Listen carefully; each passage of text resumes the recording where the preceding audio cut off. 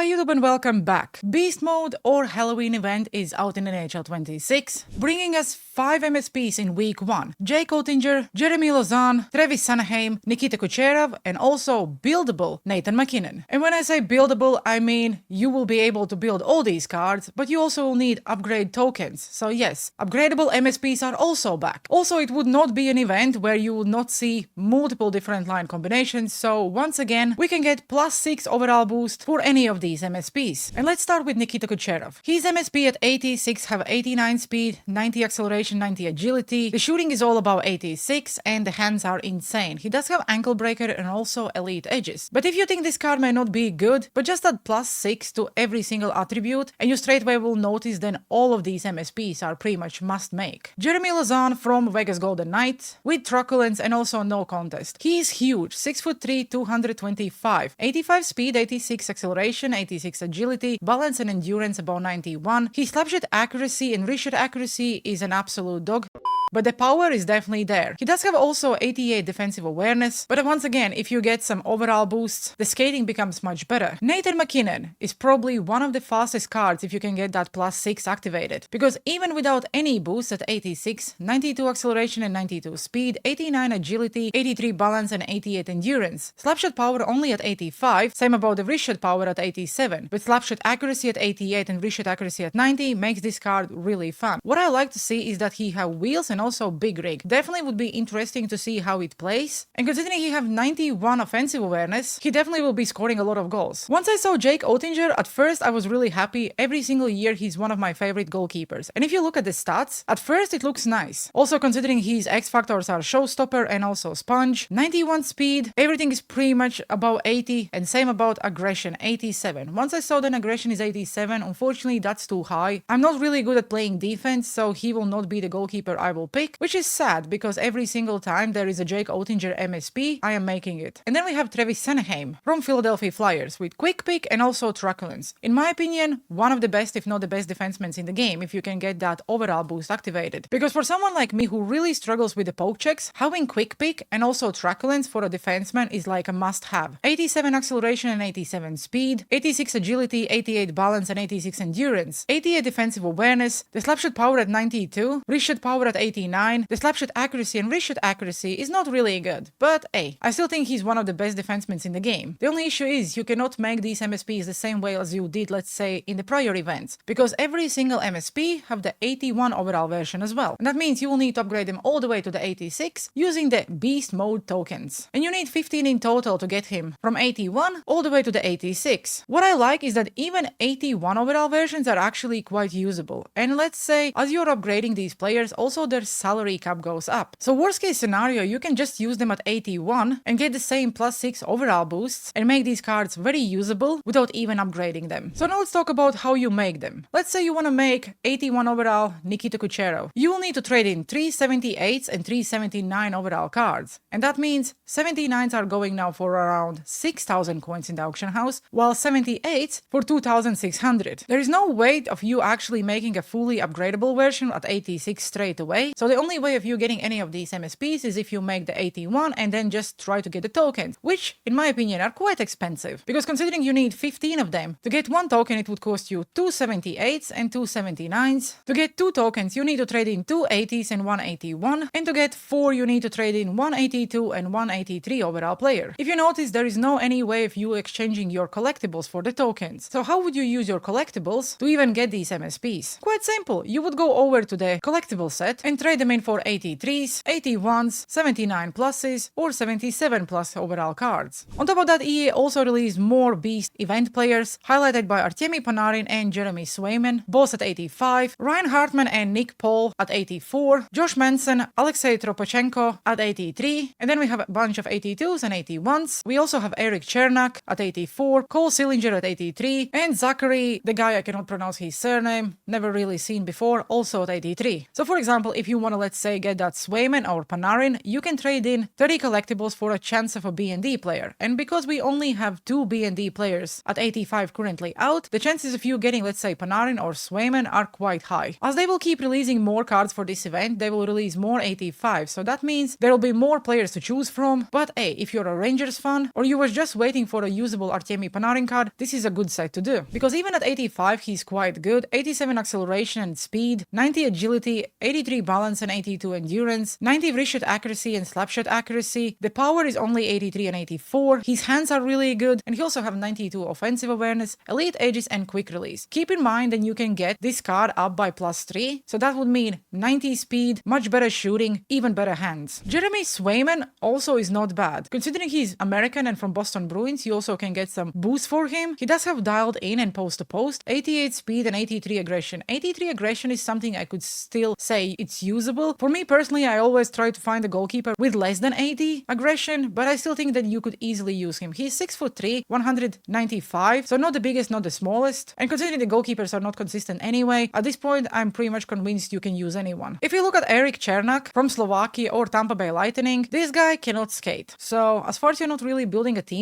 I would not say that this guy is usable. Ryan Hartman actually is quite okay if you get that +3 overall boost, because 89 speed and acceleration is quite okay. He does have truculence, which is fun, and he's definitely a really good player if you're building, let's say, Minnesota Wild team. Nick Paul, again, cannot skate. He does have spark plug, but even with +3 overall boost, he would only have 85 speed. Same thing about Zachary. Josh Manson, who also does not really look very good. Cole Sillinger as well. The reason why EA is releasing all these cards with quite bad stats is that if, let's say, you manage to get +6 overall boost, they don't end up being all 99s. And that's why every single player pretty much have 84 speed, because they are released for you to get that +3 or +6 overall boost. I think the best card from all of these is this Alexei Toropchenko, because at 83, he does have 87 acceleration, 87 speed. Yes, the shooting and hands may not be the best, but he's 6'6", 225. And if you even add the +3, straight away the skating is really good, the shooting is acceptable, and the hands also will do. And I like that he have big tipper, because from the prior years, it was always one of my favorite X factors. Nick Cousins is also quite okay if you're building a team,